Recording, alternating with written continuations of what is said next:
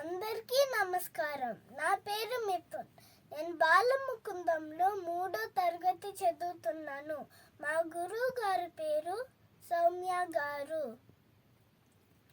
ఇప్పుడు నేను వేమన పద్యం చెప్పబోతున్నాను. రాముడొకడు పుట్టి రవికుల మీడేచే, కురుపతి జనియించి కులము చెరిచే, ఇలను పుణ్య పాప మీలాగు గాదకో, విశ్వదాభిరామ వినురవేమ. భావం: రాముడొకడు పుట్టడం వల్ల సూర్యవంశం ఉద్ధరింపబడింది.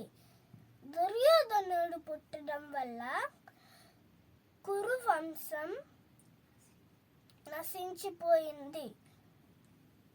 ప్రపంచంలో పుణ్యము పాపము అనేవి ఇలాగే ఉంటాయి కదా.